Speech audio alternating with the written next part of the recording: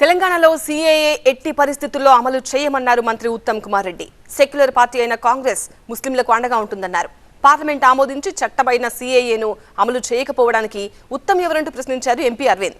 ఇది మత విద్వేషాలు రెచ్చగొట్టడం, ఎన్నికల కోసం రాజకీయాలు చేయడమే అన్నారు.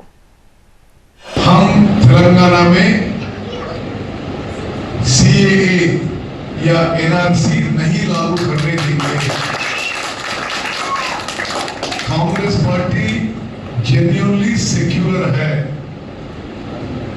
और हम चाहते हैं कि इस देश में हर मजहब के लोग, हर कैस्ट के लोग, हर रीजन के लोग, हर जो भी हो, सब एक साथ आगे चले, उनकी जिंदगी में खुशियां आए। आज जो एंटी माइनॉरिटी जो माहौल है देश में, उसके लिए जरूर यह है कि अगर जो आज दिल्ली में उनको हरा के राहुल गांधी को प्रधानमंत्री बनाना है,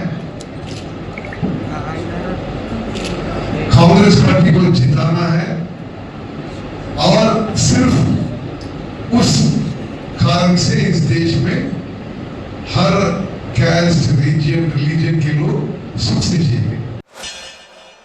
शेरवानी వేసిండు, నెత్తికి మొహమ్మద్ అలీ జిన్నా లెక్క టోపీ పెట్టిండు. టోపీ పెట్టి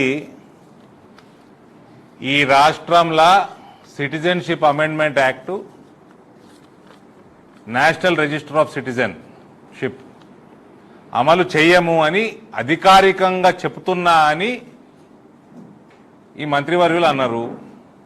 సిటిజన్షిప్ అమెండ్మెంట్ యాక్టు దేశంలో అమలు అవుతున్నది, ఈ రాష్ట్రంలో అమలు చేయము అని చెప్పడానికి ఈయన ఎవడు? ఈయనకి ఏం అధికారం ఉన్నది? మీ అసెంబ్లీలో బిల్లు పాస్ చేసుకుంటే ఏదైనా జిల్లాల మంత్రి నేను ఈ జిల్లాలో నేను ఇంప్లిమెంట్ చెయ్య అంటే నడుస్తుందా? ఇది మత విద్వేషాలు రగుల్చడానికి, ముస్లిం ఓట్ల కోసం పాకులాట అంటారు దీన్ని.